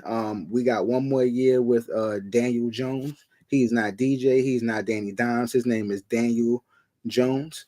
One more year, and then after that, hopefully, we will draft a quarterback next year to get him the fuck up out of here. But shout out to Jersey's own Dom Bosco's own Tommy Cutler. Tommy. Tag me. Tag in, bro. Hey, this goes with the same thing with Earl was saying and how to build a team. So teams, I know tradition says you should go in and go all in for a first round quarterback. But I'm gonna tell you guys right now, there's a lot of teams out here that are losing or falling by the wayside because they went all in or a first round draft pick of a quarterback that didn't work out. Mm-hmm. So right now, yes, would you draft Tommy DeVito? No, but he has guys that are galvanized around him and they're playing hard for him out on the field. Okay. Where you got a $40 million first round draft pick and a quarterback that they really wasn't doing that for. Mm-hmm. Mm-hmm. Same thing out in Las Vegas with Aiden O'Connell, 4th round draft pick. Those guys are playing well around him and their coach. They didn't do that for Jimmy G. All right. Same thing with a Kirk Cousins 4th round pick. And people forget, even a Dak Prescott that the world is in love with. He was a 4th round pick as well, if I'm correct. And not to mention the greatest, low round pick there is in none other than Tom, 6th round pick. So if you look at your first round draft pick quarterbacks, a lot of them ain't even playing yet this year for injury reasons. Some of them may not even be back with their teams. Look at Pittsburgh. Now Kyler, he'll be there, but look at what's going to happen in Chicago potentially. Anybody remember Josh Rosen? Yeah. So I need you guys. Who that? Yeah, right. I need you guys to really do your due diligence. And again, stop listening to Mel Kiper and these other folks on these first round quarterbacks and draft a player who's going to help galvanize your team and put you in position to be successful for years to come instead of that 1 year splash. And don't take that job in Carolina because they are ass. Shout out to Eric on that. Ass. Yeah. Ass. Oh yeah, that's a whole different conversation. Like they just, oh man, these retreads, man. Go ahead. What you got? What you got? Right. This might be more personal if anything. So as an avid FanDuel subscriber, participant, whatever the fuck you want to call it, I need FanDuel to just put some kind of clause or provision in for injuries. Because it's crazy that literally the first play of the game, a motherfucker could get injured and all your tickets are fucked up. We go back to, what was it, 2 weeks ago? Ridley had a 27-yard pass. It might be addiction. It might be. I don't know. Ridley had a 27-yarder. Got injured on the first fucking play. Screwed my whole fucking ticket. If I'd have just took 25 on the yards, which I usually do with him, I'd have been straight. But I tried to, beef up the ticket a little bit more doing receptions. Did like 3 receptions. My ticket was fucking shot. So FanDuel, if you can do me a solid, and I think my other brothers in FanDuel and sisters in arms in FanDuel will agree, if you could put some kind of provision for injuries, I would just say maybe just to like the first 5 or 6 minutes of the game, I'll be cool with that. All right, appreciate you. With that, I'm complete. Your last one. What you got? I got a quick one. We spoke about this a little bit on the podcast about I know it's not football, but we were talking about DC potentially losing the Wizards and losing the Caps, right? For their arena over to Alexandria. In the same sentence, same time period, do you see that the Ravens are putting, I believe it's over $430 million into renovating their stadium? At the same exact time. Meanwhile, you're about to have to fight for the Commanders, and right now Westmore is really pitching the fact that's the governor down in Maryland, in case you didn't know, really pitching for them to stay where they're at and throwing money. Okay. If you really don't want your teams to leave and things like that, lowballing to the fact of disrespect is not going to do it. And this is a message out to you, Mayor Bowser. When the biggest thing that you're known for is a Black Lives Matter boulevard or whatever the hell, that's bad. And when you're putting it into these positions to speak for the people, speak for the people. Nobody wants these teams to leave, especially on the economic side of things. And when it's solely your fault of what you're doing and really losing a battle in the sense of how you went about negotiating, and really it wasn't even negotiating, being disrespectful to a sense of, all right, you think we don't have nothing else out there, no other options. Realize why teams don't want to be there. Realize all the things you haven't done for the city. And realize all the things that are going on around you where people are really fighting for what they want. So shout outs to the Ravens putting that money into a winning team and a winning squad that's bringing money into the area. Yes, there's plenty of things that need to be done in the area, but at least they're on the right side of that. So, I mean, soon you're going to pretty much have all those fans going on over there because you might be losing another team over to Virginia in these type of states. So, good job. Good job. Yep, pretty much. I saw those artistic I guess makeups of the renovations to MNT. I was like, God damn, that looks nice. That looks nice. Yeah. All right, man. Let's get into some picks, man. I know what you guys come here for. Let's get into some picks. But first, let's give you guys a recap on what we look like after week 14. You know.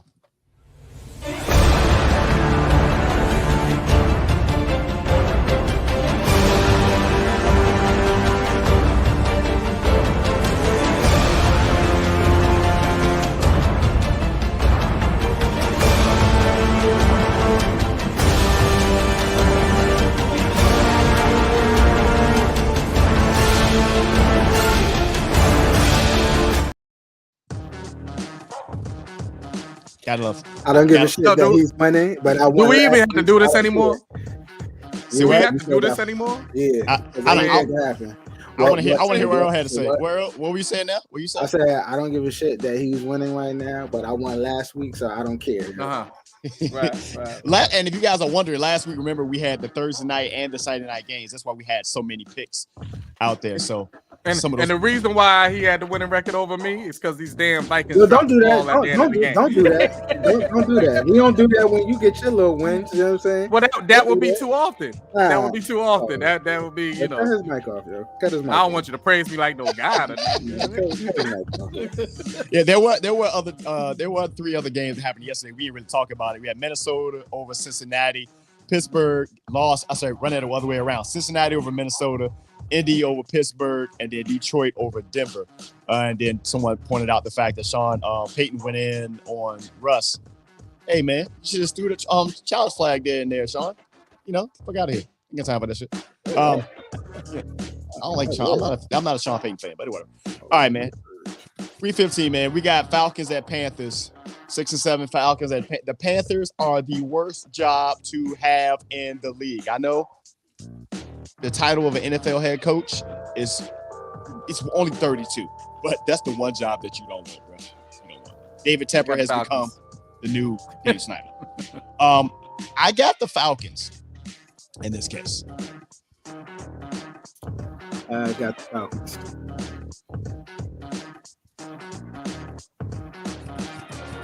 And this week, we do have Saturday games this week as well, so we'll have them at the end. Yep. Going into the Christmas weekend. Okay. Bears at Browns. I got the Browns. We got Joe Flacco back in the building. You know. I got the Bears. Oh, wait. Joey playing. No, I got the Bears. This week, man, I got the Bears this week, bro. I got the Bears. In an upset. Looks like Gary believes the same. I like it. Buccaneers at Packers. You got one team that's still trying to win their division, and the Buccaneers and the Packers still trying to make a wild card run. Oh boy. Yeah.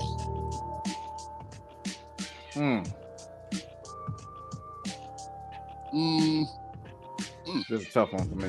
Give me a sec. Give me the Packers with this one. Give me the Packers. They just lost to the Giants. Give me the Packs. And they're playing at home.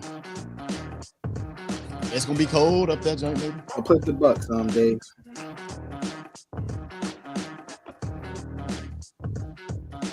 You know what? Just to give y'all a shot. I'll pick the Bucks. No, don't do that. Don't do that. Yeah. Don't do that. I like competition. That's not even nice. I be there. Jets at Dolphins. I got Dolphins. Yeah, I got the Dolphins. I do too. I got the Dolphins as well. But the Dolphins need to get their stuff together because it's getting cold and they starting to look a little different. And that's been the knock on them. But they are at home, so. It's cold outside. Right. Giants at Saints. On Giants. Yeah, give me Tommy, man. Give me Tommy DeVito, man. You see how the confidence has changed over the last couple of weeks? Because 3 weeks ago, we was, man, whoever they playing, give me them. Mm-hmm. The energy, man. Now watch me come out of this game and be like, what the hell just happened? Man, don't do that shit.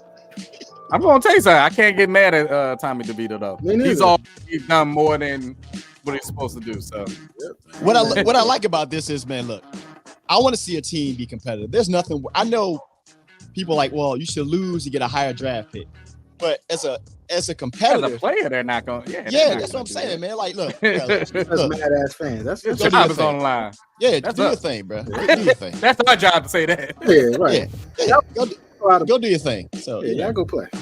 And in this NFC, the Giants can still make the goddamn playoffs, which is wild. That is true. That's true. If we win out, which I know we won't, but if we win out, we'd be 9-8. I was about to say we ain't beating no. And that's why I said I know we ain't. But yeah, wishful thinking. Texans at Titans. I'm going Titans because they don't have no Collins, they don't have no CJ Stroud, they don't have no going Titans. I'm going Titans. Yeah. And that being said, I'm going with the Texans. That's what's up. I'm going with the Texans. Because they got a defense. They got a defense. Yeah, and Will Levis is on and off at times. Yeah, but Will Levis showed me something last week on that comeback, so I respect him. Yeah, I got you. Oh shoot, hold on. Jason just jumped in there. Will Levis is built. He is built like a Greek god, bro. My man's cut up. It's insane. Pause, bro. Who'd you say you got, Shawn? I got Texans in this game. Texans? Right. Yeah. You got the new Houston team against the former Houston team, for those who don't know. Hey, Jay, catch up real quick. Who you got between Jets and Dolphins, Bucks, Saints, Falcons, Panthers? Sorry, Jay. I know you missed most of the show. I know who you got for Jets, Dolphins, so I don't need to say that. Catch it on replay. Streaming on YouTube and Facebook. And shout out to everybody on Facebook, man, who's been chiming in with us. The show now Bucks, Packers has been No, you good. I'm talking to you. Our content has gained us a little bit of attention from the Facebook side. That now our Facebook page has been tagged with a Rising Creator badge, which is pretty dope. So we appreciate you guys tapping in with us on Facebook. That seems like real old school, but hey, people still loving it, man. So we appreciate y'all. Packers. All right, hold on one second. Falcons, Panthers, Jay. Got 2 more to go. Yeah, that part right there, Gary. Which is Falcons, Panthers, and Bears, Browns. Go ahead, I'll catch up. Let's see what we got. We got next. Chiefs at Patriots. I'm going with the Chiefs. But all right, got you, Jay. I'll go with the Chiefs also. Yo, y'all really thinking about this? Yeah. It's one of those games, man, that if they clamp down on defense. Yeah, the Patriots still got a defense, bro. Like, they still got a defense. And the receivers have been proven not to be good in Kansas City. Yeah, so this one hopes that the defense could win the game. Right. But the Chiefs are still fighting this to solidify their playoff position that they need. So I'm going with the Chiefs. So you're saying you're going with the Pats? I'm going with the Chiefs. Yeah, they lose this game, it might be a problem for real. All right. 49ers at Cardinals. This is a division game. Niners. That being said, it's the Niners. Yeah, it's not another not question. Niners. Yeah, the Niners in this game. Don't take them lightly, because the Cardinals, they can be a little feisty. But, that's why I don't use feisty when you're describing grown men. A little feisty, a little spicy, man. I don't know what you're calling. That's even worse. Yeah, probably. Spicy feisty. Sound like a Tostitos flavor. Let me get them spicy feisty Tostitos, bro. I want some Tostitos and some chicken cheese though. That's what I want. Some chili free. You know what I'm saying? Commanders at Rams. I got the Rams. I got the Commanders. I'm going with so I'm joking. The Rams. I got the Commanders this week. Is that just because you're a fan? Nah. So can't Thank you, Shawn, for being you. A word. Thank you. Thank you, Shawn. You the reason why I'm gonna stay in second place, brother. I see you, Gary. The sheep at the bottom. Yeah, man. When you be using these joints, I'd be like, what the hell is that? Oh, man. I got glasses now, Gary. You ain't gonna catch me. Right. My man looking really astute. I like it. Cowboys at Bills. I got the Bills. Me too. I have the Bills as well. Go ahead, Earl.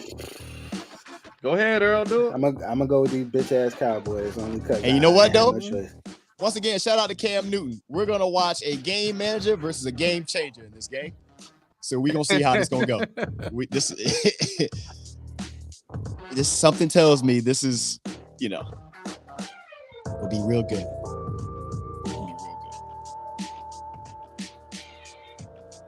Our Sunday night game, Ravens at Jags. The Ravens. It's gonna be a good one. I'm going with the Jags. I'm going with Ravens as well. Is Sunshine still out, or is he playing this game? He played last game. Well, no, he was there, but no, he played the whole last game. No, I know he was there, but he threw 3 interceptions. He didn't look right, is what I'm saying. Okay. Yeah, Sunshine playing. Yeah. He got a whole nother week of. Wait a minute, who you got, Shawn? I got the Ravens. All right. Who you got, Earl? Who you got? Because I picked the Jags. Oh, I got the Ravens. Oh, okay, all right, I got the Jags. Yeah, all that.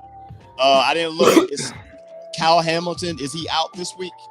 I don't know. They are missing a couple of players on the defensive side of Baltimore. But I think their defense is going to get after it. It's going to be a problem. And last week, they were playing that game. You couldn't even see. The fog was so crazy. I was driving past the stadium. You could not see anything at all. Where you at, Gary? I feel like he's doing research or something. He pulling on Malik. Right. Can they both lose? Need both to lose. Oh, shoot. I see what you did there, Jay. You do. Doesn't work like that, buddy. Let's go to the next one, Gary. Can you speak in? Oh, there you go. What do you say? Jags in the old AFC Central battle. Got you. I feel that was a fanhood. It was. Bet right there. It was. It was.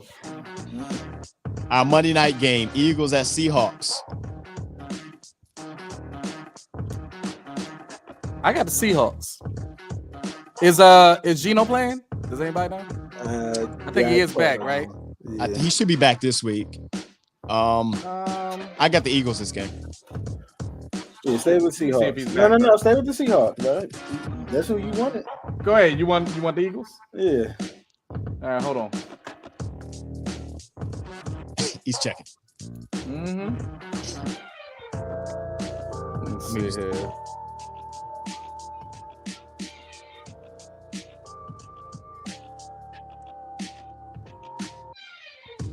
The Eagles need to bounce back. They need to show that 10-3 ain't hollow. Oh, it's still uncertain. Yeah. And stay with them, dog. Nah, I gotta go with the Eagles. You got wins to lose. Like, come on, Nah. bro. I mean, you got games to lose. Nah. Like, come on, bro. Nah, Like, I you go got Eagles. competition. You scared? Yep. I knew that wasn't gonna work. Unlikely to start. Yeah. Yeah, I just saw it. It says unlikely to start. Yeah, he practiced, but unlikely to start. Because he has a groin injury. Yep. Week 16. Our Thursday night game. Saints at Rams. They got Rams. I got the Rams in that game. I got the Rams.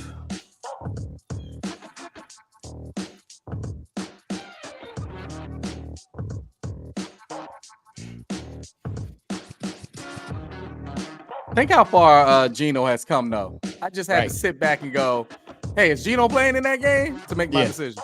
Right. Xzno went from fighting a cat about some money and getting his his shit split over some money that he owed. Right. That was disrespectful all by itself. Sure. Gary got the Rams or the Sheeps or whatever you got going on. Yeah.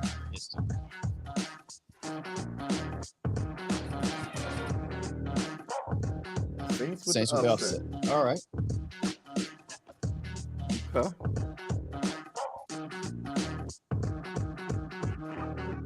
All right. Saturday games coming up right before Christmas Eve. We got Bengals at Steelers and Bills at Chargers. Okay, yes. Steelers are in disarray, so I'm going with Bengals, and I got the Bills. I am going to go with the Steelers in that game. And the Bills. I don't even know who the new coach is with the Chargers. I don't even know. I try to look at his name. I don't know. I'm going Bengals, and I'm going Bills. Yo, that's wild on the whole the Browning piss test too. Like they Yeah, I saw that. Yeah, that's wild, man. Yeah, that's wild. I was like, yo, what does steroids have to do with you throwing, multiple touchdowns? What? I'm confused. That's just dumb. Great comeback, but yeah, you want to come in here and take this test. Yeah, but that's like dumb. You want to piss test somebody? Piss test some guys who play in Miami. Sorry, Jay, but them motherfuckers run. I'm just saying, like, how you just had to get that in it. I'm saying, how is everybody in your team fast? Everybody fast. Everybody fast. Everybody fast. Like every week they put like a new guy with a new name. Be like, yeah, he's a sub 4-2 guy too. Why don't we know about you, sir? Why don't we? We out here looking for fast running backs, and everyone on Tyreek Hill hurt on the sideline. They come over and pull his hair while they picking him up. Get a hair sample. They all fast. It's ridiculous, bro. It should not be. And they not even like track fast. They feel fast on these last two. It's ridiculous. I ain't gonna say what I want to say because I want this show to keep going. So let's just say they fast. You see what he said to you? I'm just saying. I know y'all got fast dudes. They fast dudes. They got just hate. They like Django fast. That ain't crazy. Wow. Okay. Man. So that was on the line. Pick it too, Jay. Let me get that. That was on the line that was on the lines of what I was gonna say, but I like how you did that. I like how you did that. Yeah, I always got one in my chamber. Always got one in my chamber. I like that. You know what I'm saying? Who you got, Jay? Bengals, Steelers, Bills, Chargers. I'm just saying. That was creative. That was very creative. Oh my God. I just like that. He ain't lying though. He ain't lying. And look, see, Django was going to be part of my Christmas movies this year. It came out on Christmas. It came out on Christmas, by the way. Yeah, it came out. I told you. Wow. It's a proven fact that all slave films come out on Christmas. Yeah. Hey, open up your gifts. There, man.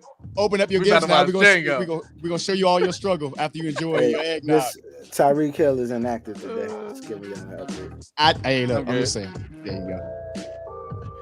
And that's our picks, man. This is the Hot Seat Podcast. Presents Football Talk. Man. Brought to you by Xzno.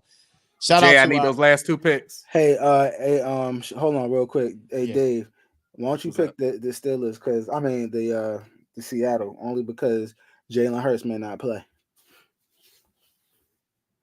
No, I'm good. Nah, they gonna say win. He's downgraded. That wasn't part of mine. He has a sickness. He may not play. I pay you. I hear you. Okay. Right. Thank you though for looking that up for me though. I appreciate you. Trying to help you out, brother. I know it. There you go. All right, man. Hey, guys, enjoy your week. Full football week, the college games, everything else in between. Hold on 1 second. We got some for it. The Saturday games are Bengals, Steelers, and Bills, Chargers. Yep. Bengals, Steelers, Bills, Chargers. He will probably pick the Chargers because you don't want the Bills to lose again. You're trying to get that whole division thing wrapped up. Stuff like that. Let's see where you going at. While I'm putting this in here. Make sure you guys follow us on Instagram and Facebook at the Hot Seed Podcast. Of course, And if you haven't already, subscribe to the YouTube channel at the Hot Seat Podcast. Again, this is the Hot Seat Podcast presents Football Talk, streaming live on Twitch, Facebook, and YouTube. Yeah, the Bills are coming, man. They're a hot team right now. Brought to you by Xzno. Go ahead. By the way, a late tag me in. Once I get off here, I'm gonna go play some bets and FanDuel, but I gotta redo the password again. I told y'all every other week. Shout out to DraftKings. I still can't get into mine. That's what we do. Every other week. Crazy. Make sure you guys hit up XznoClothing.com. They got those new fresh beanies in. They are there, $28, free shipping. Get them while they are in stock because they will be out of stock very shortly. I'm seeing them go out. Xzno, if you guys know, that's my son, Jay. He's moving things around and doing well. So salute to you guys. Salute to the support. Again, Hot Seat Podcast streaming and playing live on Apple, Spotify, wherever you get your favorite podcast platforms or shows. Appreciate you guys. Here we go.